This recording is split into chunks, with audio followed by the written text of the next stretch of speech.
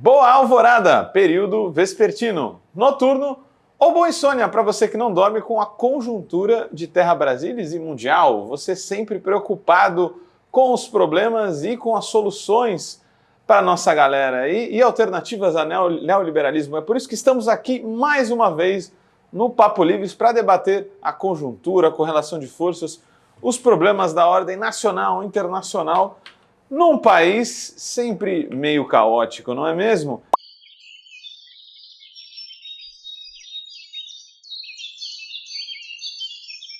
Hoje estou aqui com o nosso camarada Walter. E aí, Walter, tudo bom? Tudo bom, tamo aí. Rugai novamente. Estamos vivos. E Vitória Felipe, já conhecida de vocês. Retorno. Tava um tempinho sem ver. Galera, então a gente veio aí pulamos um mês, mas voltamos com a sua melhor leitura da correlação e conjuntura nacional aqui, direto da Baixada Santista, mas com uma discussão planetária. Vamos então, galera, falar um pouco de conjuntura. Já falei demais, quem começa dando os pontos aí? Quem quer se arriscar? 2 ou 1 aqui? Não, o momento é um momento de grande tensão, né? Muitos temas, né? A gente está vivendo aí uma disputa grande aí em relação ao judiciário, ao legislativo, às políticas no executivo, a indústria lutando contra o interesse do grande capital. Isso está interessante, né? Você vê a galera defendendo redução, a galera de direita, uma parcela da galera de direita defendendo redução de taxa de juros para tentar ter dinheiro para investimento industrial no Brasil. Coisa estranha isso, cara. Né? Estranha. Correlação de forças diferente, né? Tudo isso com Bolsonaro com possibilidade de ser inelegível de fato, e parece que é o que se desenha. Fato é que não pode parar por aí.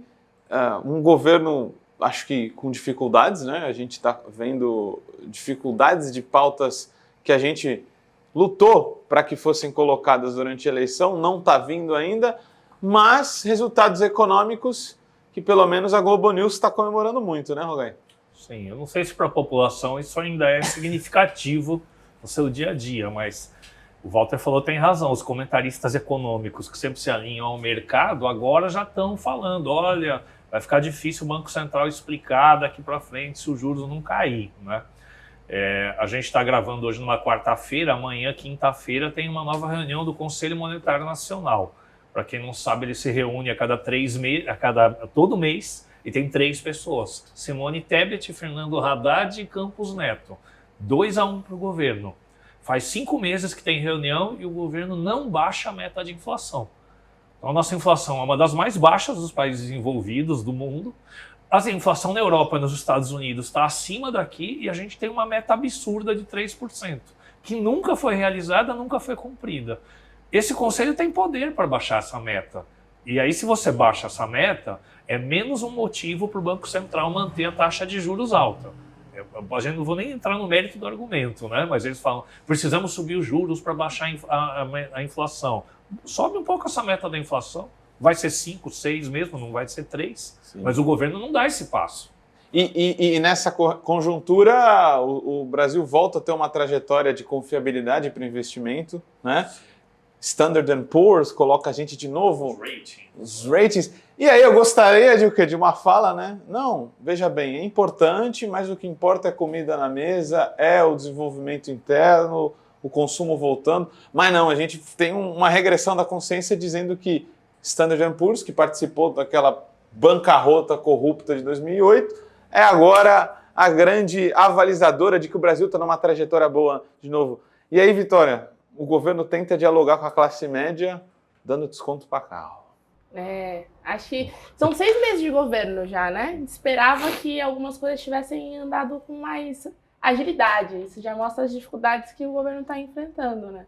Porque esse retorno não veio rápido. O poder de consumo, a inflação ainda está travando aí um pouco. A gente sentiu os efeitos positivos da economia, né, galera? Os trabalhadores mesmo. E aí essa do carro quebra um pouco a gente, né? Porque vem com uma expectativa de gerar emprego, mas não gera, né? Tá dando uma série de invenções aí. A expectativa é que o mercado tem de vender 200 mil, 300 mil carros, o que por si só já é um debate, porque a classe média não está com poder para comprar carro, a gente está falando da população pobre ainda. Nosso debate em dezembro era sobre o Brasil ter voltado para o mapa da fome, então... 100 milhões dos brasileiros estão na classe C ou abaixo, né? E aí você está dando uma desoneração para quem pode comprar um carro de 70 mil. Meio doido. Popular, né? Supostamente popular. É bem popular, né? 70 mil reais. Mas tem o desenrola aí. O que vocês estão achando? Então, não é contraditório isso? Você oferece um programa em que você abre mão de receita tributária e tal, para beneficiar a classe média, que ao mesmo tempo beneficia uma indústria que está passando por dificuldades, que é a indústria automobilística. Está com dificuldade, estoque enorme, parado, não consegue vender, e aí você faz um programa para poder tirar esse estoque para a rua, beneficiar quem está ali com algum capital para investir num patrimônio desse, nem é patrimônio, né? Enfim, mas é um valor assustadoramente alto, né? Comprar um carro por 100 mil, você falou 70 mil, né? Os carros custam 100 mil reais, né? É um absurdo isso. Acho que vai até 120, né? E aí, ao mesmo tempo, a gente tem uma outra questão que é, já venderam, a notícia que eu li é que a Volkswagen vai parar a produção porque não tem demanda. Então, com todo esse esforço tributário, você não está conseguindo reaquecer o consumo desse tipo de produto. Mas as pessoas estão passando fome. Eu conversei com um vizinho meu, tem um carrinho de churros, ele falou, Walter, eu estou vendendo a metade do que eu vendi o ano passado. Churros. As pessoas estão comprando a metade de churros do ano passado. Essa é a grande realidade que naquele a gente tem. efeito de injeção de recursos do Bolsonaro na economia, né? Sim, né? Que para se reeleger. De alguma maneira aumentou significativamente a renda de uma parcela da população, colocou muito dinheiro, inclusive, na mão de quem não precisava, né? Porque essas políticas eleitoreiras, elas são complexas, né? E aí a gente está vivendo essa dificuldade agora. O que fazer, né? Eu sinto que tem grande esforço e o retorno é baixo, né? Então, se gasta dinheiro, se faz intenção e aí não traz a melhora na economia como a gente gostaria de ter visto já, não está gerando emprego como a gente gostaria de ter visto. Então, acho que estamos fazendo esse esforço de forma equivocada e tem que fazer uns certos ajustes. Porque a melhora econômica, eu sempre falo, né? PIB é um indicador de bem-estar do capitalismo, não das pessoas, né? Então a renda das famílias ainda está fustigada. Rugais, a gente estava falando aqui antes de começar, tem um bom programa que é o Desenrola. Desendividar as pessoas é uma coisa boa, mas acho que é suficiente. O que você vê desse programa? Demorou para desenrolar, o desenrola é para ele ser publicado, né? Saiu esses dias, né? Até onde eu acompanhei, tem um perdão de dívidas para quem deve até R$100. É sério, gente, até R$100. E depois a outra faixa para quem ganha até 2 salários mínimos, mas aí os critérios são super excludentes. Por exemplo, se a pessoa tiver uma dívida de financiamento imobiliário do Minha Casa Minha Vida, ela está fora. Tá fora. São dívidas pessoais até R$5 mil, e aí você vai parcelar isso em 60 vezes, com juro de R$1,99 ao mês. O que dá 28 ao ano.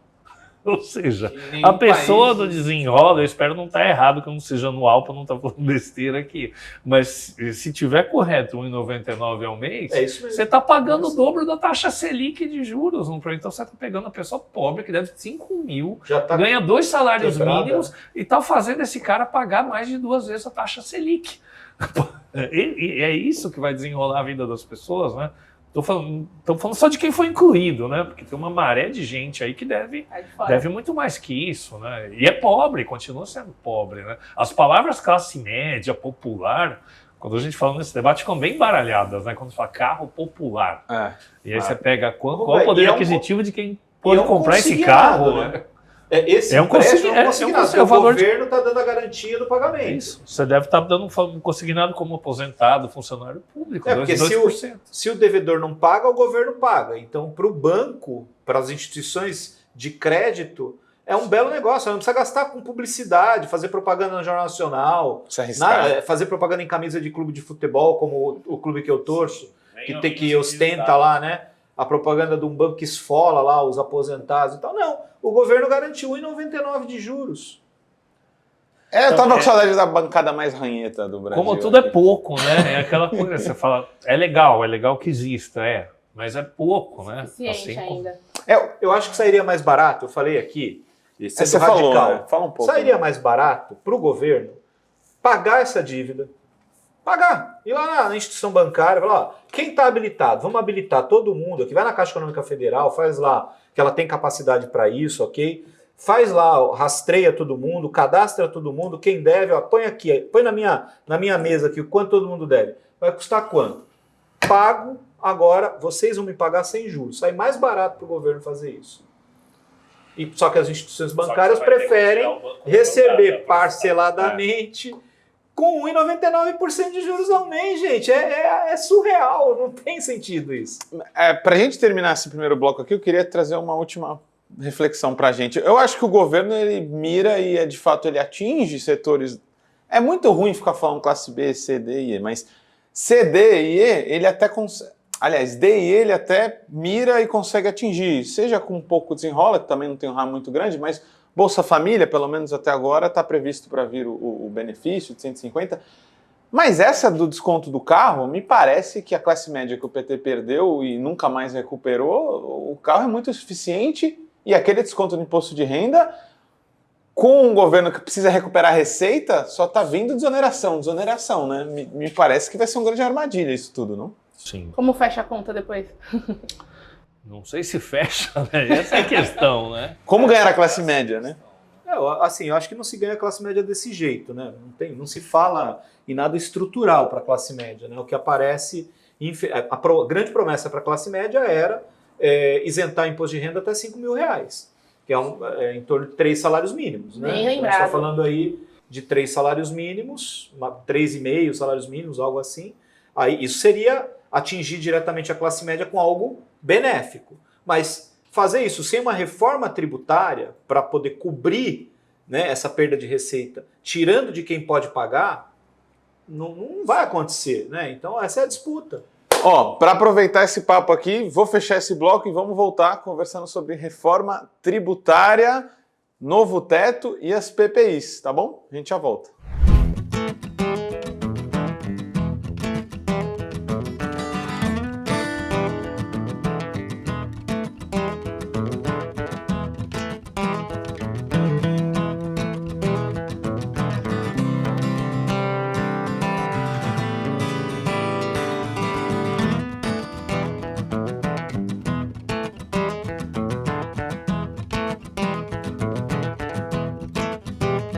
Quando a gente fala, né? A gente fala do aumento do salário mínimo, do teto de gastos, um novo teto com arcabouço, quando a gente fala da isenção que o Walter comentou do imposto de renda.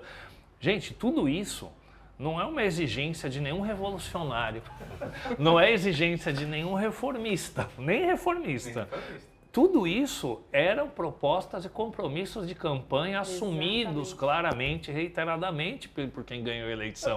Ninguém está cobrando o que não foi prometido. A direita prometeu isso também. Porque é importante falar isso, porque às vezes quando se lembra isso, dá a impressão que você está, nossa, veja bem, a situação você está pedindo muito, você está sendo radical. Fala, não, ninguém está pedindo nada radical.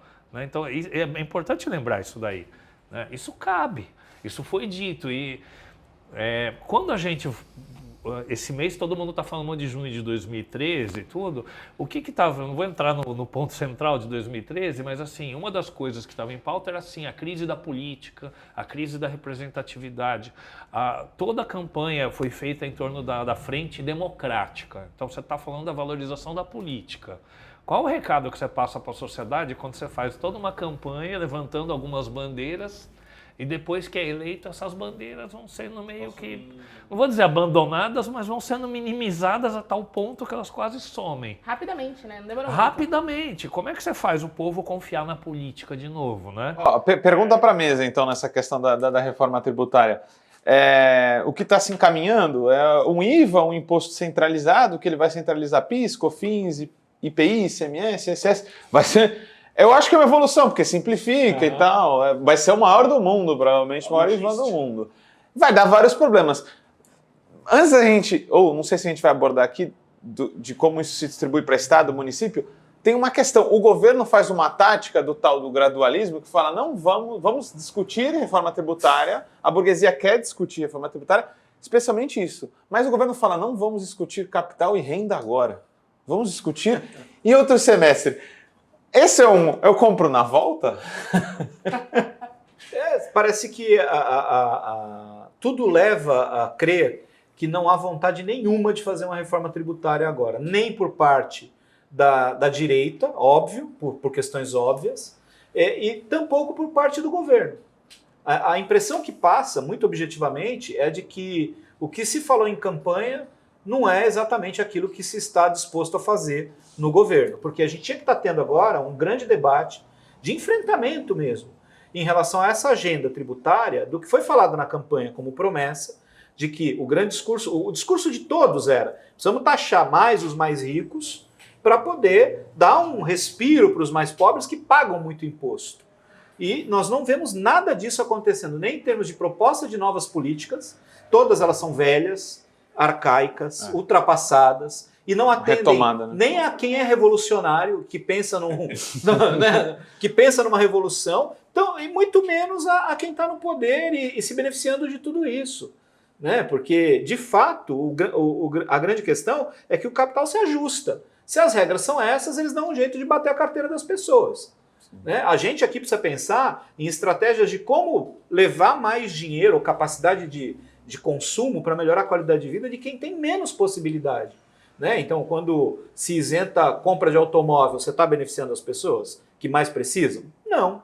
Né? Quando você não discute um sistema tributário que não seja como esse, né? O nosso sistema tributário é um sistema que faz injustiça social, injustiça tributária, que você tira de quem não tem comida, você tira de quem não tem comida, mais capacidade de consumo, tá certo? Para dar para quem não precisa. Então esse é o grande problema. Parece que o governo não faz o menor esforço. Eu acho que isso não é dificuldade de coalizão, é vontade política. E parece que uma tática ou ruim ou, em certa medida, um pouco demagógica. Vitória, você é um burguês, você quer muito centralizar os impostos para fazer um IVA. E aí o governo te fala assim: vou separar e vou falar depois de você entrar no imposto de renda com mais força, no segundo semestre, no semestre seguinte. Você vai querer retomar a discussão de reforma tributária? Já conseguiu o meu, agora já era, né? Como você falou, vamos comprar depois e depois nunca chega. E dentro dessa discussão a gente ainda tem a questão do novo teto estar no Senado, né? Isso se relaciona muito com as PPIs, né, Rugai? Então a gente vai juntando as coisas. Esse arcabouço que foi apresentado, o próprio Haddad disse que falou, para fechar a conta, falta 150 bilhões. E aí você fala, bom, vai vir de alguma reforma tributária? Vai vir de o fim de alguns subsídios ou isenções? Até agora, não. Então, como é que o governo fecha essa conta? Né? O governo ele já declarou claramente, né, até quando ele foi no Congresso, tudo, chegaram a perguntar claramente para ele, né, da onde ele espera que venham os investimentos, já que o Estado vai estar muito descapitalizado. E ele falou claramente que ele espera um investimento privado, estrangeiro ou nacional.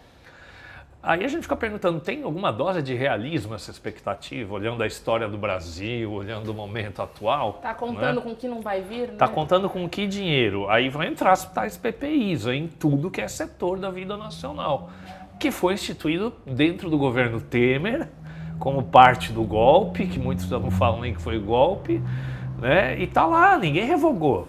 Tá lá, entrem no site gov.br, digita PPI, vocês vão ver tudo, muito transparente, aliás. Eu recomendo para quem tiver com tempo aí, acho que um vídeo da Exame, que o Gustavo Seron, que é da Secretaria do Tesouro, correto? Ele fala sobre arcabouço, novo teto no Senado, né? E dá para perceber que a linha não, veja bem, o Cajado melhorou muito a proposta do Haddad, e aí ela foi para o Senado aprimorou mais, mas colocou para fora do teto algumas coisas que a Câmara julgava que tinham que estar dentro de uma disciplina fiscal. Dentre elas, o que ele está falando é o Fundeb. Então, pelo que se desenha, o governo vai atuar para colocar o Fundeb de volta no Congresso. Walter, o que isso significa para a esquerda? Isso é uma derrota, né? Historicamente falando, para quem defende educação, aceitar essa argumentação é uma grande derrota. É inadmissível que a gente consiga compreender, num momento de enorme pressão por orçamento, porque todo mundo está brigando por orçamento. Né? A direita está brigando pelo orçamento secreto e a gente que é progressista está brigando por orçamento para o social. Então, essa é a nossa disputa. Então, eles ficaram lá na época dos debates na eleição, um acusando o outro de ter feito orçamento secreto e etc e tal, que isso é ilegal, inconstitucional, não pode e etc. E agora, a culpa do desequilíbrio fiscal brasileiro é do Fundeb, é da educação, é da saúde, é do social. As pessoas estão morrendo por falta de atendimento médico, estão passando fome, precisam de uma educação de mais qualidade. Isso é urgente para o nosso país. Então é inadmissível. Essa disputa me parece uma acomodação de interesses. Me deixa muito desconfortável ver que a retirada do Fundeb foi feita pela mão da direita no Senado. Já é um desastre em si a situação. Aí ver quem são os atores que estão promovendo isso deixa a gente mais decepcionado ainda, né? Então... Imagina uns diabinhos da direita fazendo assim, vamos tirar só pra gente ver o governo que é metido à centro-esquerda lutar pra incluir de novo, passar um recibo mesmo. A gente suspeita até, né? Porque coloca... Aí nós vamos confiar neles. Em maus lençóis, é como o governo já errou em propor isso, aí retira. E aí reafirma o erro querendo colocar de volta. E era um momento ali quase que dando a oportunidade de arrumar uma das coisas das quais a gente sabe que não está tão alinhada com as nossas propostas, né? E é incrível que o Jacques Wagner foi o primeiro a falar assim, vamos lutar para manter ele como veio da Câmara. Então é uma regressão de consciência que eu acho que a gente tem que chamar atenção aqui, porque isso nos dilui muito com o programa histórico da direita engravatada, que eu vou defender de novo aqui. Minha tese é que claro que a gente lutou, esse governo precisa dar certo, é bom ser colocado isso, mas me parece que tem uma fusão histórica com o projeto histórico do PSDB, né? Quando isso acontece, né? Sempre que tem críticas, a reação meio automática, beira quase um nível religioso, às vezes, que é muito Vamos automática torcer. A reação é meio assim, não, gente, é ruim, é feio, mas infelizmente a gente precisa sujar as mãos, é isso que precisa ser feito, o que tinha era pior, etc. Como se isso fosse uma solução pragmática, que fosse feia, mas que fosse dar certo. Que fosse uma garantia de dar certo. E não há nenhuma garantia de dar certo. Vamos lembrar que no segundo mandato da Dilma, ela se elegeu com um discurso mais à esquerda, recuperando foto dela jovem, de guerrilheira, assinando propostas de esquerda. Vai lá, bota o cara do Bradesco na economia, começa um ajuste fiscal pesado e vem tudo que vem.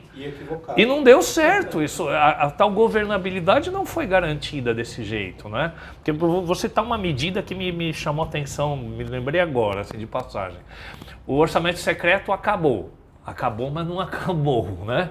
Porque aí uma parte os deputados recebem igualmente agora, outra parte volta para os ministérios, mas os ministérios também estão repassando em formas de verba para os parlamentares de uma forma mais ou menos secreta.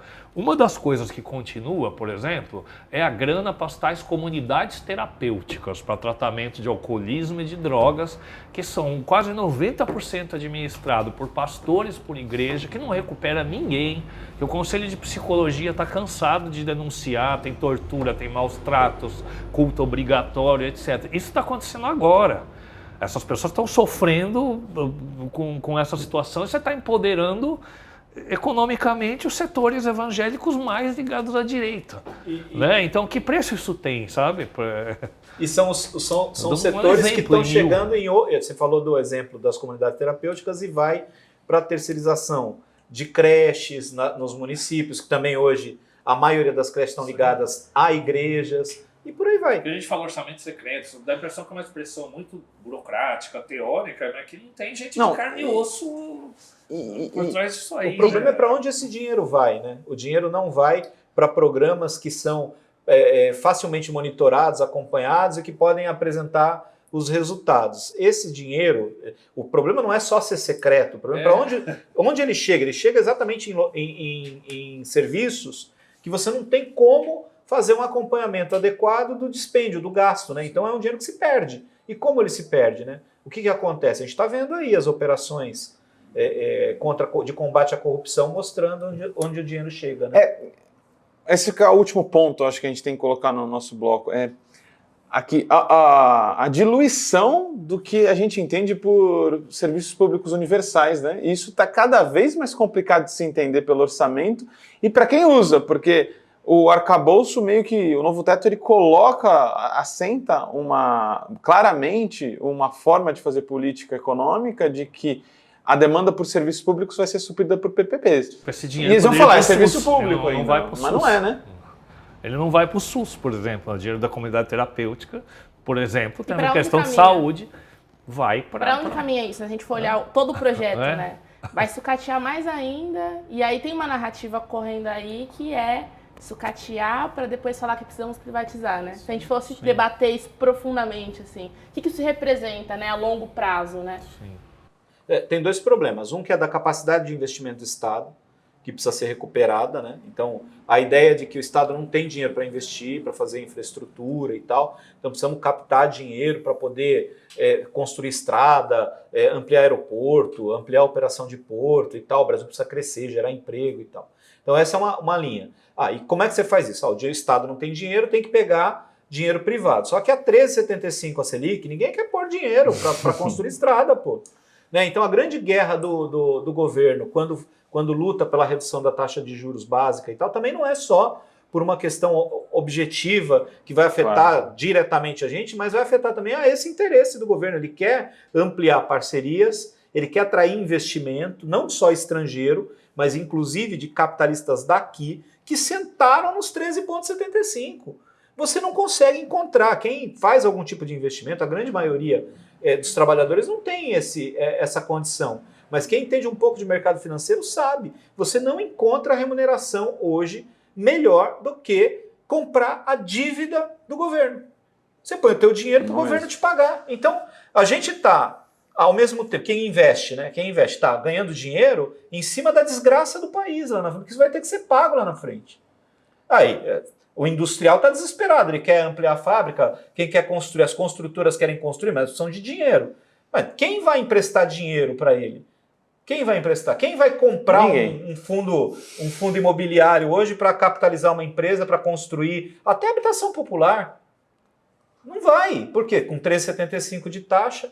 Então, eu acho que tudo isso aí está muito bem desenhado. Né? O presidente do Banco Central está cumprindo muito bem a tarefa do que hoje a gente tem de representatividade no Congresso Nacional, principalmente na Câmara dos Deputados. Né? A direita está comandando a política desse país. Sem dúvida, a gente precisa corrigir essa distorção e retomar o Banco Central para um projeto democrático seria muito central, né?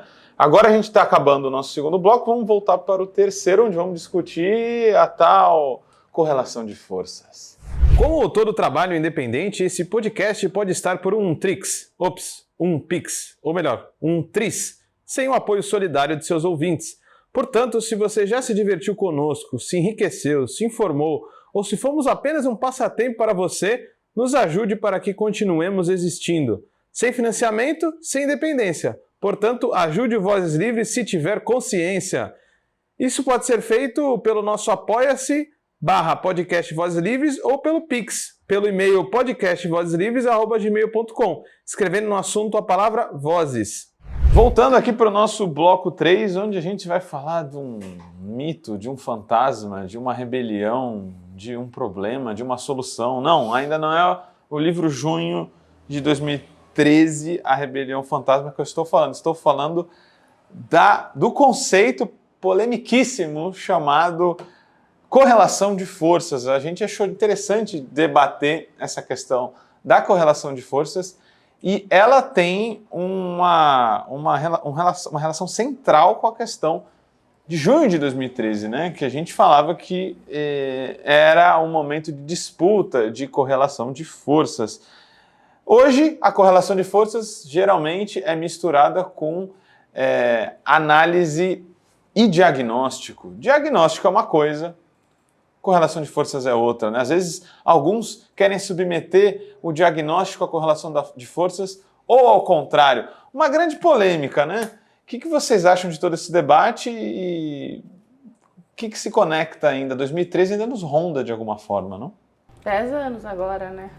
Acho que a gente está ainda colhendo as consequências do que se iniciou ali, né? Daquela disputa de narrativa que a gente perdeu, de certa forma, né? Aí, aproveitando, já faço até o jabá aqui, ó. Não é nosso, mas dá boi tempo. A Rebelião Fantasma, junho de 2013, que tem um prólogo da Dilma, que, aliás, se assemelha muito aos setores mais radicalizados da leitura da Dilma, né? Ela disse que foi uma disputa. Ela disse que foi uma disputa e a gente perdeu aquela disputa porque não soube responder ou não conseguiu responder da forma que deveria, dentre elas, responder com uma reforma política, a qual ela propôs e foi soterrada, inclusive, pela direção do PT na sequência, né? Reforma política que ainda é necessária, né? Acho que está muito nítido isso. Que não houve, né? E que não houve. Não houve, houve algumas reformas eleitorais, mudando formas de cálculo, de composição, impedindo as coligações e tal. Tudo isso, inclusive, como acredito ainda, né? Como um propósito dessa fase, né? Que é o sufocamento das forças sociais, né? Sufocar sindicato, sufocar partido político, como os partidos de esquerda se mostram, né? São partidos que lutam realmente ideologicamente e tal. Assim, eu acredito que tem outras questões que ainda a gente não consegue ver, apesar de 10 anos terem se passado, de tantos problemas terem acontecido. Eu ainda vejo que tem questões que não ficam muito claras para mim, né? Eu ainda acho que teve muita interferência externa, né? E eu acho que a gente ainda vai ter que debater isso de alguma maneira, né? Estamos desvendando ainda o grande acordão, né? Se a gente fosse pensar. Acordão. Esses dias eu passei o dia que durou 21 anos para os meus alunos do ensino fundamental. E eles, professor, foi assim? Isso nós estamos em 2023. Não, mas sempre, na verdade, sempre foi assim, sempre né? Foi assim. Não existe nada no Brasil em que um país imperialista, um interesse econômico, não tente manipular, não tente trazer para a direita, né? Vamos ver que em 64 tinha as passeatas da esquerda e tinha tradição família e propriedade, marcha com Deus pela família, naquela época. Então, essa tentativa não é nova, né?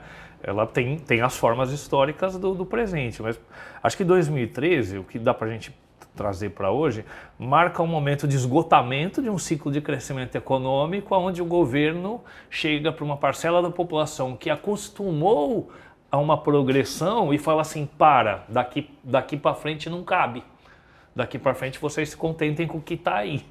Né? E a maioria da população brasileira ganha um salário mínimo e meio ainda. As pessoas foram incluídas no mercado de trabalho, foram incluídas com uma média de um salário mínimo e meio. O preço dos aluguéis estava disparando, o preço da tarifa pública disparando. 2013 é o ano que mais tem greves na história do país. Jornada de trabalho que não já era de tinha 8 horas, era muito mais desde por os causa do anos ônibus. 80. Então, embora o movimento sindical não tenha sido engajado nos atos de forma organizada e unificada, as greves pipocaram naqueles anos. Então, tem sinais, né, de estancamento econômico naquele momento. E tem um recado do governo que o governo, a esquerda institucional que estava alinhada ao governo, se divorcia das ruas, não é? E aí me parece um movimento natural de que essa energia que está nas ruas, essa insatisfação que está nas ruas, vai ter alguém que vai se apoderar dela, que vai ser a direita. Não existe espaço vazio, né? Não existe espaço vazio. E hoje a direita tem uma prática de rua muito mais aguerrida, combativa, quase insurrecional, como a gente viu em 8 de janeiro. E aí isso né? traz a gente para a questão da correlação de forças, né? O que é o diagnóstico? Beleza, o nosso Congresso é tenebroso, ok. Sim. Isso é um diagnóstico. Mas a correlação de forças é algo que está em constante disputa, né? Que não se limita ao número de cadeiras no Exato. Congresso. A gente precisa mobilizar e construir as nossas narrativas, né? Que está todo o tempo em disputa. Se você resumir a tua tática política meramente a correlação de forças institucional, podemos acender uma vela aqui e dizer que a gente está morto, porque se a gente não tentar disputar essa correlação de forças com mais força, é daí para pior. Sempre vai ser o mais conservador de todos, e o mais conservador de todos, e aí a gente vai literalmente, é aquilo, né? Quem tem medo de morrer é enterrado vivo, quem tem medo de lutar também. Eu gosto de falar de junho de 2013, com paralelo com hoje, do ponto de vista do crescimento, né? Tem uma questão ecológica que a gente discute, mas o crescimento também é uma grande forma de não atacar problemas, porque quando você tem crescimento, você consegue fazer distribuição de uma forma desigual, mas ainda dá um pouco para alguém. Quando isso acaba, ou você acelera o processo de redistribuição, tirando literalmente quem tem mais, e que acumula com exploração isso e redistribuindo para quem de fato produz essa riqueza, ou você vira as costas e fala, tá bom demais o que a gente fez até aqui. E é um pouco da leitura do Safatli, né, que ele faz sobre 2013, que dialoga com hoje. Se você não trazer o povo para reformas mais progressivas, fica difícil de mobilizar. E eu acho que o Petro traz um pouco isso, né, nessa conjuntura que a gente tem hoje, que contrasta com a do Lula. Né? Precisa mobilizar, é fundamental que a gente consiga fazer as pessoas entenderem, principalmente quem mais precisa fazer a luta, né, que são os que estão, de alguma maneira, extremamente incluídos nesse sistema, mas que não participam da divisão. Né? São as pessoas que mais necessitam, as que comem menos, as que moram pior, as que têm mais dificuldade de se locomover, né? As que ganham menos. Então essas são as pessoas que a gente precisa conversar, que a gente precisa dialogar, que a gente precisa mostrar de que maneira que tudo isso impacta na vida delas e da importância delas terem voz para lutarem por uma mudança. A revolução que a gente fala, que a gente acredita, ela passa por aí. Agora, como que a gente vai fazer isso? A gente perdeu espaços de luta, né? A gente perdeu lugar de fala. Né? Então hoje a gente vê muito mais pessoas de direita conservadoras, eu não digo de direita pela questão ideológica política, mas pelo conservadorismo, essa coisa de defesa de valores de família e tal, que é muito complexo também, há uma hipocrisia enorme aí, né? Mas eles ocupam muito melhor esse espaço. Então a gente vê igrejas chegando nas comunidades, dialogando melhor com jovens. Eu tenho muito aluno hoje evangélico, era impensável isso alguns anos atrás. Né? Então a escalada desse cristianismo evangélico no nosso país, ela vem junto com tudo isso. Agora, como é que a gente faz essa discussão? É só por uma questão política? Não, eu acho que é uma questão mesmo social, é em casa, conversando com a esposa, conversando com os filhos, conversando com o tio, com a tia, com o avô, com a avó. A gente foi brigar com os bolsonaristas e se afastou até de parentes, que a gente tinha necessidade, obrigação de ter paciência para ouvir, para poder desconstruir as mentiras que estão na cabeça deles. Eu acho que passa por aí. Eu acho que a revolução ela começa menor, aqui de dentro para fora. Gai, queria te fazer uma pergunta nesse sentido, né, que a gente às vezes dialoga sobre a questão do Petro. O Petro, assim que foi eleito na Colômbia, ele tem uma estratégia oposta ao do PT. Ele descarrega uma série de reformas, dentre elas uma tributária, na saúde e laboral, né? Porque, pasmem, na Colômbia ainda se trabalha acho que 48 horas e não tem distinção às 18 horas, adicional noturno, isso não tem, uma coisa doida, né? É um reformismo, se você por bem dizer, com participação popular, porque ele chama a população. Aqui é um gradualismo sem participação popular. Por exemplo, a reforma tributária não poderia vir um componente de taxação dos mais ricos, porque eu gosto de fazer uma analogia com a guerra, né?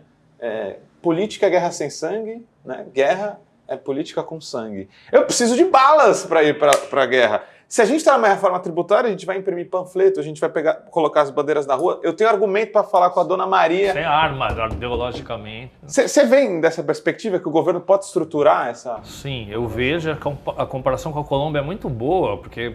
Então, só voltando na correlação de força, pelo amor de Deus, gente, se a gente ficar restrito a somar número de parlamentares para falar em correlação de força, como o Guilherme está perdido. Então, assim, do ponto de vista teórico, é dizer que a política importa mais, a esfera da política, esfera mais institucional, importa mais do que a sociedade.